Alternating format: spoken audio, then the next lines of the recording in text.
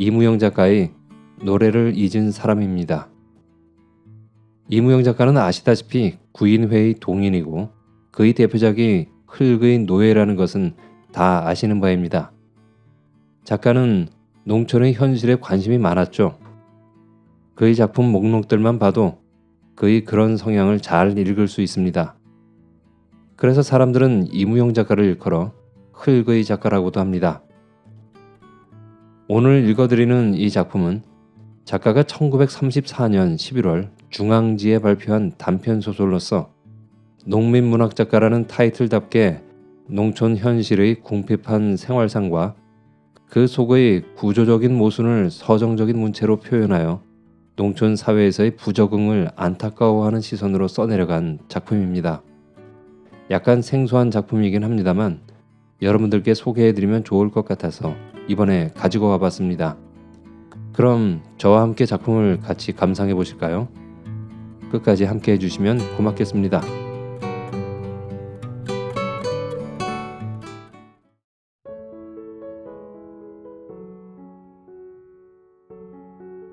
노래를 잊은 사람. 이무영.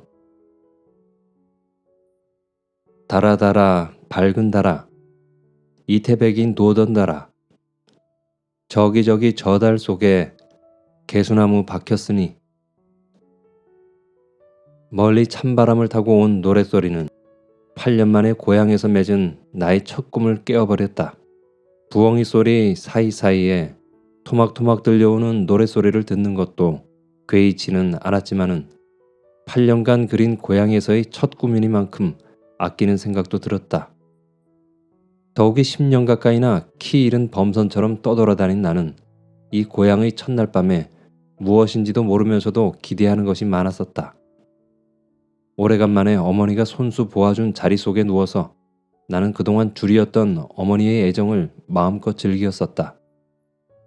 입에는 젖꼭지를 물고 고사리만한 손으로는 통통 부른 젖통을 만지작거리다가 젖통과 젖통새에 머리를 폭 파묻고 쌕쌕 코를 골던 그 시절처럼 나는 포근히 안아주는 고향에 8년간 천대만 받아오던 몸을 녹이고 있었던 것이다. 잠이 깨니 찬바람이 휘 돈다. 나는 이불자락으로 어깨통을 폭 싸고 다리를 마음껏 쭉 뻗어보았다. 금시에 키가 부쩍 늘어나는 것 같다. 생각하면 오랜 동안 나는 이불 한번 변변히 덮어보지 못하고 새우잠을 잡았다. 이렇다고 내세울 만한 일은 한 것이 없으면서도 내로라 뽐내고 살아갈 계제도 못 되었다. 감시의 눈이 거칠 때면 밥값에 질리어 지기를 못 펴고 잠을 잤다. 그들 감시하는 눈도 밥값을 조르는 소리도 아무것도 없다. 너는 오늘 밤만은 완전한 해방과 완전한 잠잘 권리를 가진 사람이다. 나는 이렇게 나 자신에게 타이르고 그 인식을 굳게 하기 위하여 다시 한번 팔다리를 쭉 뻗었다. 우두두 소리가 여기저기서 난다. 관절마다 짜르르 쑤신다. 램프 심지를 돋우고 담배에 불을 당기었다. 어머니가 사다 주신 담배라 그런가 곧 단맛이 나는 것 같다. 무서울 만큼 고요한 밤이다. 부엉이 소리가 끊임없이 들려온다. 그 사이사이에 멀리서 노랫소리가 역시 토막토막 들려온다. 개수나무니 옥토끼니 하는 소리가 토막나서 들려오는 것을 본다면 그 새의 노랫소리는 바람이 삼키는 것 같았다. 초가삼간 집을 짓고 양친 부모 모셔다가 천년만년 살고 지고 제법 노랫소리가 가까워 온다. 나는 아무 생각도 없이 그 노랫소리에 귀를 기울였다. 듣다 말고 나는 불현듯 시간이 궁금해져서 시계를 꺼내보았다. 12시 반이 훨씬 지났다. 농촌의 12시 반이라면 인적이 그칠 때다. 나는 그제서야 이런 삼경에 누가 저러고 다닐까 하는 궁금한 생각이 들었다. 그리고 어째서 이때껏 그런 생각을 안 해봤던가 하고 홀로 웃었다. 나는 담배꽁초를 왕골자리 밑에 비비고 아까보다도 정성스럽게 귀를 기울였다. 부엉이 소리는 밀려가는 듯이 점점 졸아가고 노랫소리만이 가까워온다. 노래는 한결같이 한 가지다. 천년만년 소리가 들리고 나면 들어보지 못하던 가사가 몇 구절 뒤를 잇다가 또다시 달아달아 밝은 달아가 시작되는 것이었다.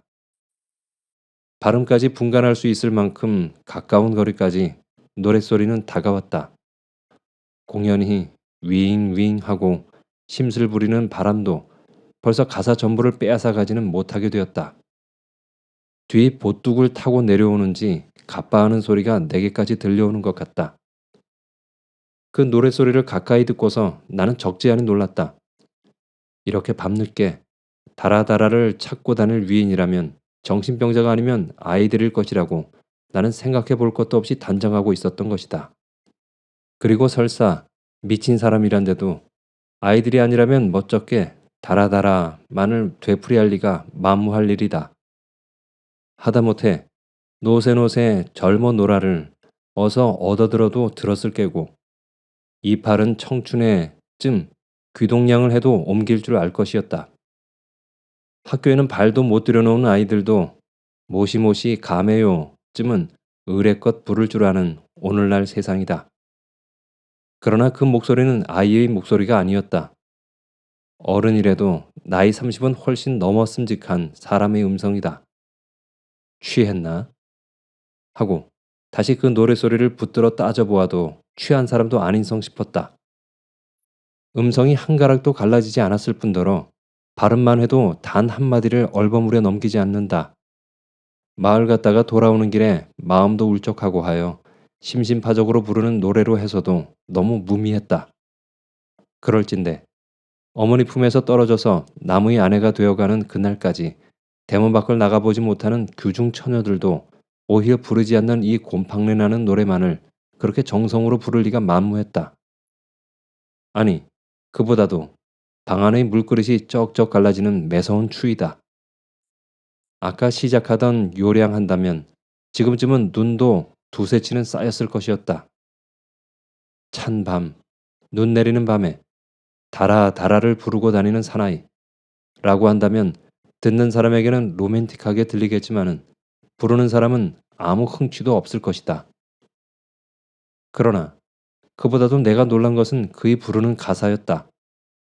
물론 그러려니 하고 들었던 탓이었던지 초가삼간 집을 짓고의 다음 가사가 양친 부모 모셔다가로만 들었던 것이 가까이서 듣고 나니 그렇지 않았다.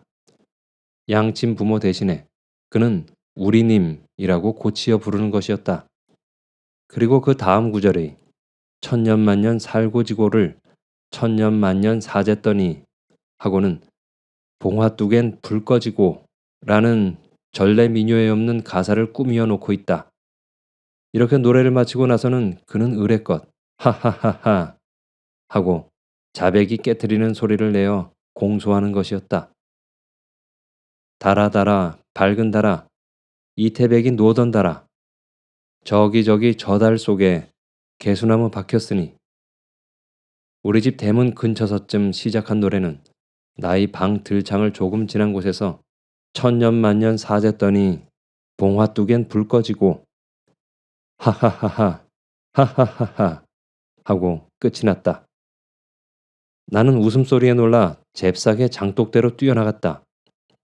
송판으로 얽은 우물두레에 한 발을 올려놓고 넘겨다 보았으나 벌써 보이지는 않았다.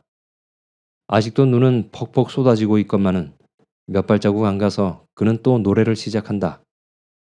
달아 밝은 달아 이태백이 노던 달아 저기 저 달 속에 개수나무 박혔으니. 나는 나의 오른발이 어디 놓여 있다는 것도 미처 생각지 못하였다. 목줄기에 눈이 쌓이도록, 아니 그 눈이 녹아서 등받이로 흘러내리는 것도 모르고 노랫소리가 골목을 빠져서 큰 거리로 사라질 때까지 그 자리에 서 있었다. 우물둘레에 올려놓은 발이 되똑하는 바람에 나는 성큼 뛰어내렸다. 노랫소리도 멀리 사라졌건만은 나는 잠을 이루지 못하였다. 어머니라도 깨었으면 물어보고도 싶었지만은 아무리 내게 달게 구시는 어머니기로서니 그것만을 묻자고 곤히 주무시는데 깨울 수도 없었다. 이불을 술 항아리처럼 싸고 앉았기도 하다가 번듯이 누워 반자 구멍을 헤어보기도 하였다. 불을 꺼도 보았다. 그래도 어쩐지 다라다라 소리가 귀에 울려 솔깃이 잠귀가 어두워지다가도 반짝 눈이 뜨였다. 나는 기지개를 큼직하게 한번 켜고 아랫목 쪽으로 돌아 누웠다. 이번에는 부엉이가 추운 듯이 끙끙거린다. 고향에 돌아온 지 며칠이 지났다. 중앙지대나 다른 지방에 가서는 이렇다는 사회적 지위도 갖고 아무개 하면 세상이 뜨르르 울리는 사람들도 고향에 돌아오면 평범한 인간이 되고 마는 법이다. 소위 출세한 사람이 제 고향과 인연을 끊는 것은 다른 경우도 있기야 하겠지만은 이러한 심리가 많이 작용하는 법이다. 그러나 나의 평범은 그것도 아니다. 10년을 나가 돌아야 옷 한 벌 반반한 건 못 얻어 걸린 위인. 서울, 시골로 멀리 동경까지 돌아다니었다면서 그 시글시글한 여학생 하나도 못 꿰차고 돌아왔다는 등 우물 등천에 모이면 손을 훅훅 불어가며 나의 흉을 잡아낸다는 소문이 한 다리 건너 두 다리 건너 나의 움쑥한 골방을 찾아들었다. 뭐라고 하든 탄할 게 없다고 나는 생각하였다. 어쩌면 그것이 어머니의 지어낸 말일지도 모르기는 하였다. 손 아래 누이를 모두 출가시키도록 편발대로 있는 나를 가리키어 집안 망신시킨 자식이라고 부른다. 굴뚝에서 불 때는 집이라고도 하였다. 그래, 대관절 너는 무슨 생활을 하느냐? 어머니는 가끔 이런 질문을 내게 던지셨다. 나는 뭐라고 대답을 했으면 좋을지 몰랐다. 아니, 그보다도 나 자신 무엇을 하고 사는 인간인지 모르고 있는 터다. 한동안 사회의식에 눈을 뜰만 하다가 두어 달 동안 겪고 나서는 자기도 모르게 거기서 발이 떴다. 되지도 못한 글줄이나 쓰는 것이 나의 생활하고 내세우기에는 너무도 나는 소영웅적 인간이었다. 장가도 들어야 하잖니? 이렇게 퉁기어 보다가 면 서사나 하나 얻어 해보라고도 권하는 것이었다. 군석이라도 했으면 어머니 마음은 탐탁하련만 그것을 바라는 것은 허욕이라고 생각한 것이다. 이러한 질문과 권유에 나는 그저 코대답으로 며칠을 지냈다. 하루는 동무들이 찾아왔다. 4~5이나 되는 사람이 모두 나이 어릴 때 동무였다. 가장 가깝게 지내던 기덕이며 단섭이 대수롭지 않은 일로 서로 서먹서먹하게 생각해오던 종대도 찾아왔다. 납작바위에서 콩청대를 해먹다가 주인한테 들키어 쫓기던 이야기도 났다. 용명학교 다닐 때 교실 안에서 자는 참새를 잡아서 숯불, 그때는 난로가 없었다. 숯불에 굽다가 꼬맹이 홍 선생한테 주먹뺨을 맞던 이야기도 났다. 동무들이 찾아온 것을 어머니는 몹시 기뻐하였다. 근 10년 동안 자식 없는 집에는 아무도 찾아오지 않았을 것이다. 집안에서 사내들 웃음소리가 떠돌아 북적북적하니까 그것이 폭도 대견한 눈치였다. 떡국이 날라졌다. 따끈따끈하게 데운 약주술도. 많이들 먹게. 어머니는 막내 사위나 온 때처럼 가끔 방문을 열어보았다. 내가 모르지만은 이야기 들으니 자네 하는 노릇은 참 재미있겠다나 그려. 무엇이? 아, 여기서는 70노인도 면석이 따위한테 반말짓거리에 수틀리면 단양 차릴세. 그런데 자네야 불평이 있으면 쓱쓱 써내면 되잖나.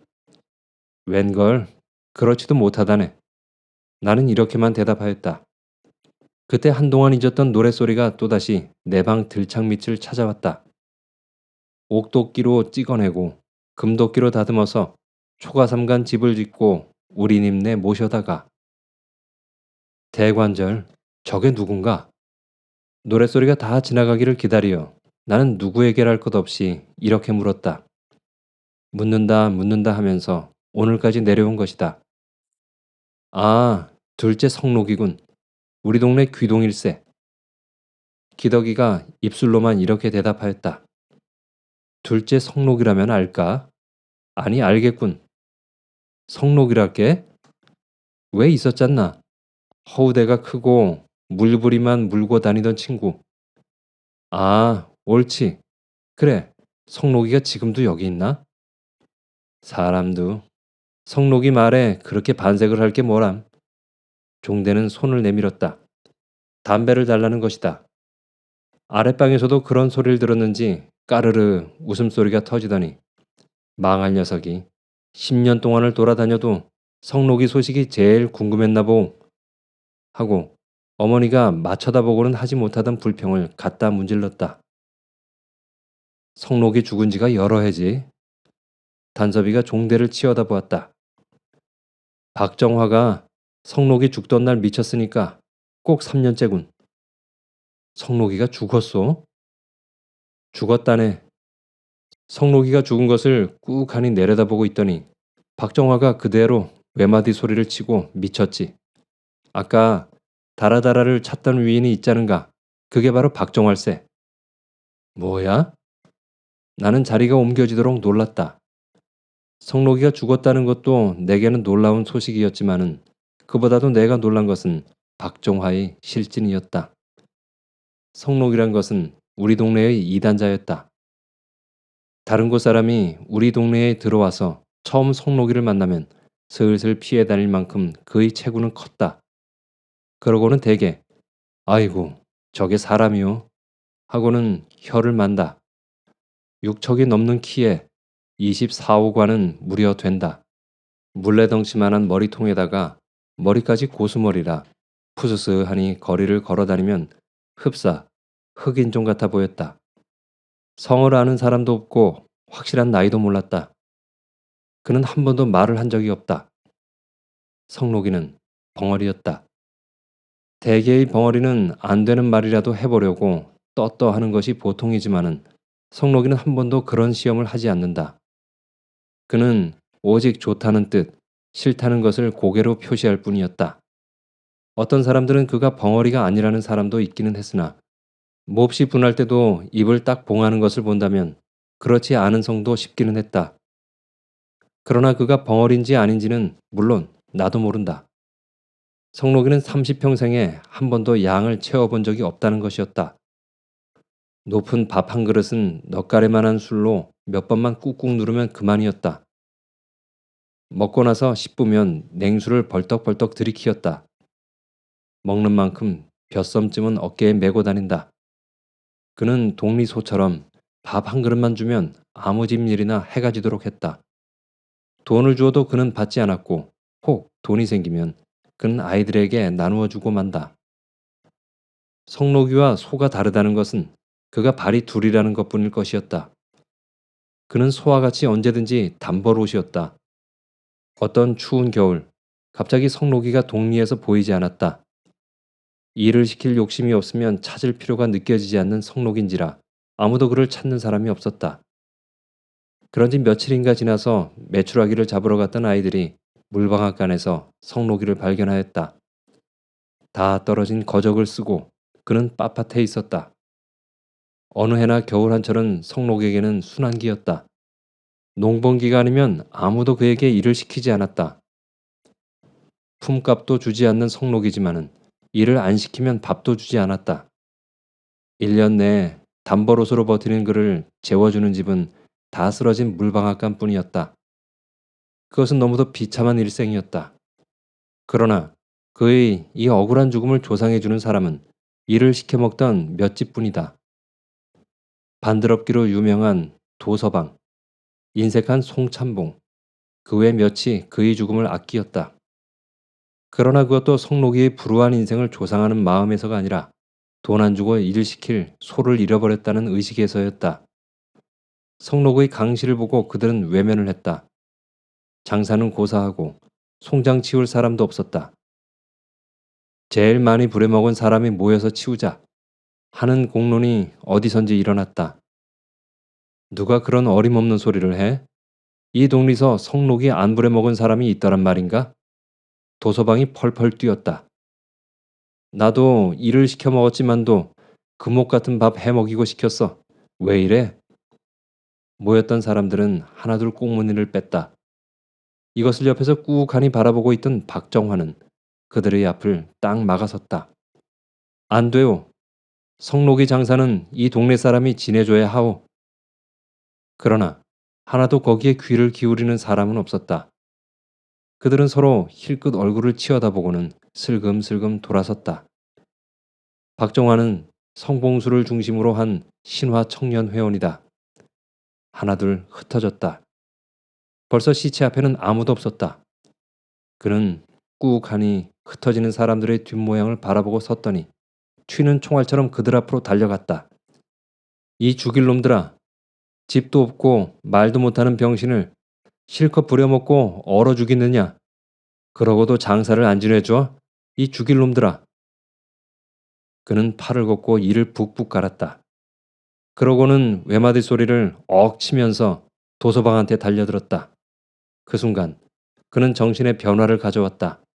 순식간에 거기 모인 7, 8명을 때려 눕혔다. 그들 중에서는 가장 진보적인 머리를 가진 단섭이의 이야기는 이러하였다. 그 이야기를 듣자 맛있던 떡국 맛도 달아났다. 나는 그날 밤 거의 잠을 이루지 못하였다. 잠이 들만 하면 박정화의 노랫소리는 나의 귓전에 울려오는 것이었다. 우리 님네 모셔다가 천년만년 사쨌더니 하는 구절에 가면 무엇인지 가슴을 쿡 찌르는 것 같았다.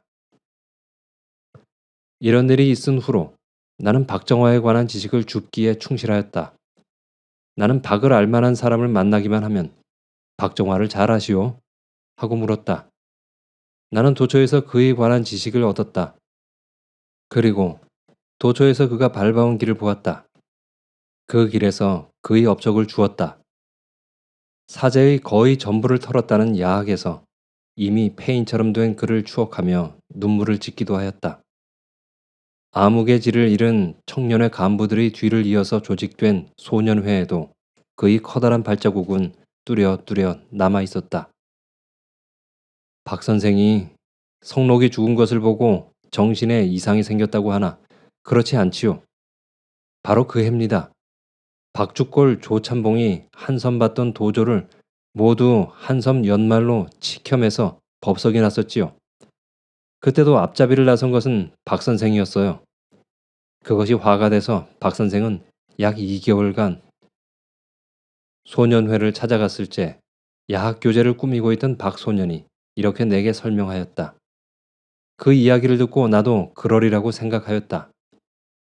그때 다녀나오신 후로는 통 교수도 못하셨어요. 그는 뻔히 다 아는 이야기를 나 자신 겪어본 일이 있는 여러 가지 이야기를 하였다. 그것을 듣고 나니 그도 그럴듯하였다. 아니, 성록이의 죽음이 그에게 어떤 영향을 준 것은 부정할 수 없는 사실이나 역시 그를 미치게 한 것은 그 소년의 이야기대로였으리라고 나도 생각하였다. 독서도 그때부터 딱 그쳤습니다. 선생님은 가끔 방안을 혼자 거니시다가 갑자기 에이 죽일 놈들 하고 누군지 모르게 분해하셨어요. 아마 제 생각건대는 같이 일을 하던 동순 씨가 타락하고 이찬호 씨는 아무개가 되고 성봉수 씨는 도에 취직을 하고 하니까 그것이 박 선생에게는 큰 타격이 되었던 것이 아닌가 해요. 이러한 소식은 나도 언젠가 고향 친구가 서울 올라왔을 때 들은 적이 있었다. 사람의 변절이란 이렇게 쉬운가 하였다. 그것이 마침 내가 독거 생활을 시작한 직후의 일이다. 몹시 가슴에 사무치었다. 그가 나더러 들어보라고 일부러 꾸미어 하는 이야기같이도 내게는 들렸었다. 밤이 되면 나는 은근히 노랫소리를 기다렸다. 그것은 담 너머 휘파람 소리를 기다리는 처녀의 마음과도 같았다. 혹시 초저녁잠이 깜빡 들었을 때는 깨는 곧자로 어머니, 박정화 지나갔수? 하고 묻는 것이 버릇이 되다시피 했다. 그날도 종일 돌아다닌 탓인지 누웠다가 그대로 깜빡 잠이 들고 말았다. 잠이 깨어 나는 기계적으로 물었다. 어머니, 박정화 지나갔수? 안 지나갔다. 처음에는 그것이 이상해서 꼬치꼬치 캐더니 이제는 어머니도 아무 말 없이 이렇게 대답하기까지 되었다. 이때나 저때나 기다려도 달아 소리는 나지 않았다. 나는 나도 모르는 새에 그 노랫소리가 나의 창밑을 지나가지 않으면 잠이 오지 않는 버릇이 생기고 말았다. 이튿날도 그는 나의 창밑을 찾지 않았다. 낮에도 어디를 갔는지 보이지 않아서 나는 종대를 만나서 물어보았다. 글쎄, 요새 며칠 안 보이더군. 아마 읍에 들어간 게지. 읍에도 가끔 들어가오? 나는 또다시 물어보았다. 가구 말고 원 근거지는 읍인데 아내도 읍에다 두고 말하자면 여기는 출장을 나오는 셈이지. 헤. 종대는 그를 비웃듯이 이렇게 말하였다. 나는 박정화를 비웃는 그 태도가 싫었다. 그래서 더 묻지도 않았다. 그래, 어쩐지 요새 4, 5일 동안은 통 앓는 소리를 들을 수 없더군. 4, 5일까지는 안 가지. 이제 사흘째인데. 하고 내가 돌아서면서 정정하였더니 그는 아따, 손꼽아 해였던 모양일세나 그려. 하더니 너도 그놈과 사촌격은 되는 놈이구나. 하는 듯이 웃기는 하면서 어딘지 깔아보는 것 같은 눈으로 나를 쳐다보았다. 나는 단섭이네 집 앞 돼지우리 앞에서 그와 헤어졌다. 저녁상을 받고 났을 때 박소년이 찾아왔다. 나흘째 되던 날 박소년과 나는 자전차로 읍에 들어갔다. 일찍이 서신만으로 알아온 지구는 마침 그날이 장날이라 수금을 나가고 없어서 혼자 시내 구경을 마치고 늦게야 돌아와서 만났다. 지구는 여러 가지로 나를 향응하였다. 저녁 끝에 길을 쓰고 술을 권한다. 나는 굳이 사양하였다. 4대잔이나 마시면 못 마실 것도 아니었지만 그날 밤 여러 사람을 만나지 않으면 안 되었기 때문이었다. 이튿날 밤 나의 동리인 RC 이야기가 여러 가지로 났을 때 지군이 중심이 되어서 발간되는 월간 잡지 아성의 동행인 정군이 박정화 이야기를 꺼내었다. 참, 여기 들어왔다던데요. 하고 나는 일동을 쳐다보았다. 오늘 밤엔 아마 못 나올걸요. 아까 이찬호한테 목리를 펴고 덤비었으니까. 이찬호? 참, 이찬호가 여기 있다지? 어때요? 좀 다릅니까? 아주 달치요. 하고 지구는 대답하였다. 그 다르다는 말이 어떤 의미의 다르다는 말이라는 것은 그의 말소리만으로도 충분히 추측할 수가 있었다. 오늘날 이창호와 박정화가 서로 만나면 두 사람의 심경이 어떠할까? 나는 이런 생각을 하다가 우울해지고 말았다. 박정화는 읍에 들어오면 반드시 지국에 들릅니다. 신문을 꼭 주어야 가지. 그렇지 않으면 이렇게 박의 이야기가 이 사람 저 사람의 입에서 쏟아졌다. 그들의 말을 빌린다면 박정화는 모름지기 현대의 영웅, 거리의 영웅이었다. 그는 가장 행복된 사람이다. 이렇게 지구는 그를 평하였다.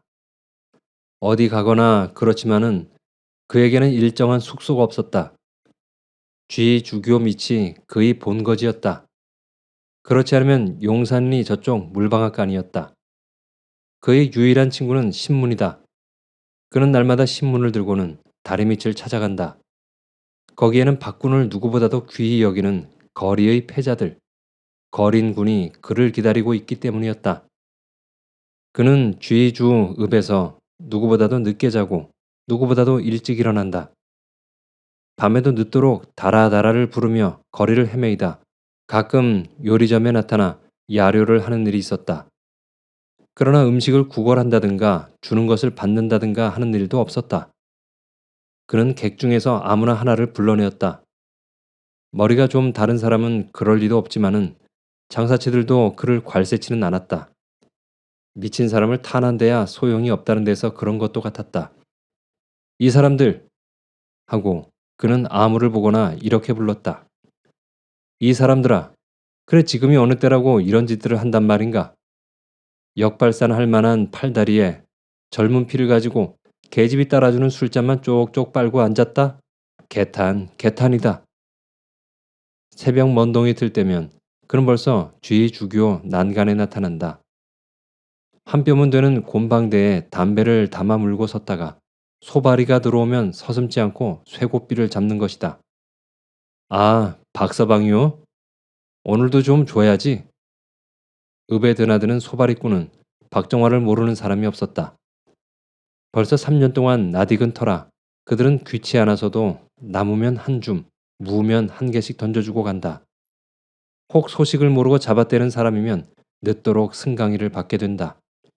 새벽같이 왔다가도 새벽 저자를 못 보는 수가 종종 있었다. 이 사람, 그래, 내가 이것을 갖다가 우리 마누라하고 끓여 먹는 줄 아나? 아닐세. 자 보게. 자네 집 식구는 끼익해서 네다섯이지? 난 30여 명이야. 그는 이렇게 말하며 다리밑을 가리킨다. 사실 그 다리밑은 20여 명이나 되는 거지들의 본거지였다. 나머지 10여 명은 용산리 물방앗간에서 산다.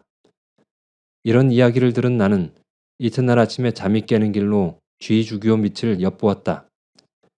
박이 무사했는가가 궁금도 했던 것이다. 내가 간 것은 정화가 커다란 주전자에다 국국물을 얻어가지고 들어간 것과 거의 동시였다. 장장림 나무, 솔가리, 시탄상의 전람회처럼 나무가 놓여 있다. 인절미니 밥덩이 같은 음식이 그릇에 채여 있었다. 내가 간 후에도 5, 6명이나 몰려왔다. 그들은 하나도 빈손으로 들어오는 사람이 없었다. 정화는 넘치는 기쁨을 억제치 못하는 눈치였다.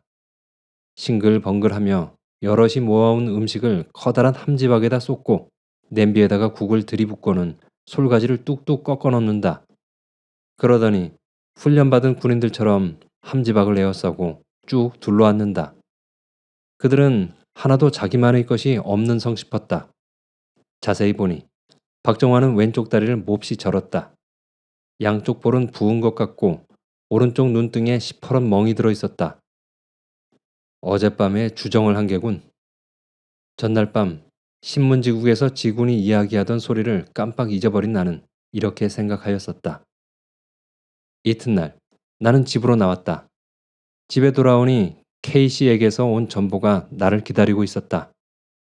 집에서는 여러 가지로 마치 어린애나 달래듯이 붙잡는 것을 역시 어린애 달래듯 해놓고 나는 밤차로 고향을 떠났다. 오랫동안 문의해오던 취직건이 해결된 것이었다.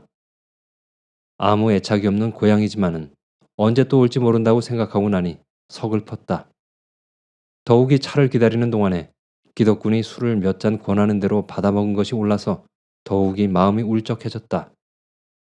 그래도 떠날 때는 기덕군더러 며느리한테 못 보고 간다고 일을 하는 둥 허튼 소리까지 하였다. 차장이 탄 맨 끝에 칸에 나는 자리를 잡았다. 차 안은 벅차지 않을 만하다. 경편 차이니만큼 양복 입은 사람도 별로 없고 청주장을 대어가는 사람들이 승객의 대부분이었다. 나는 가만히 눈을 감았다.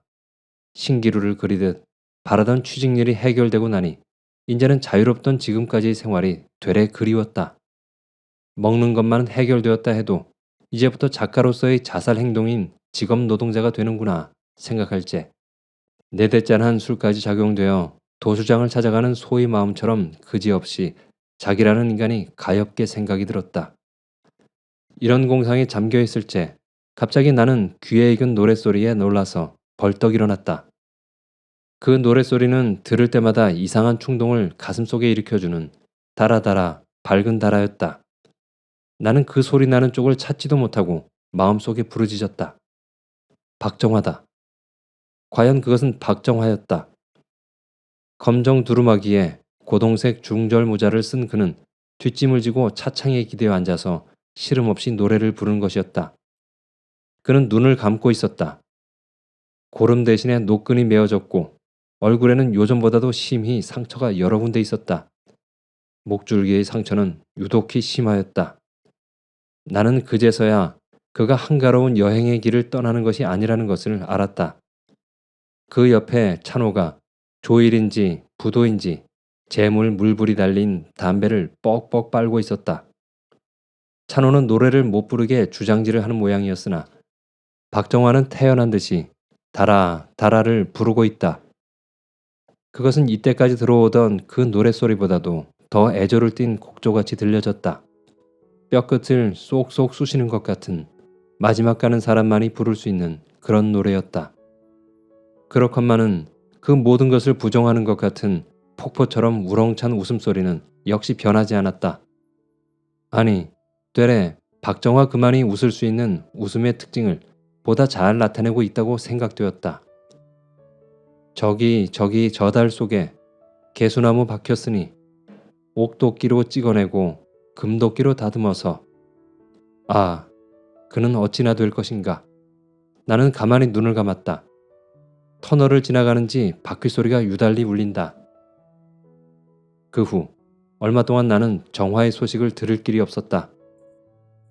그러다가 바로 며칠 전 훈군이 고향에 갔다 왔다기에 정화는? 하고 물으니까 훈은 한참 동안이나 나를 뻔히 쳐다보고 앉았더니 시름없이 대답하는 것이었다. 내가 가던 날 정화도 마침 나왔다기에 만나보았지. 그래, 다라다라는? 잊었다고 그러대. 잊었다고? 응. 훈이는 갑자기 입을 다물었다. 한 달이 건너 멀리 서울까지 온 그 심정이건만은 훈이에게서 정화, 바로 그 사람의 표정을 읽은 듯 가슴이 뻐근하였다. 잊은 게 아니겠지. 나는 이렇게 중얼거리며 담배에 불을 붙이었다.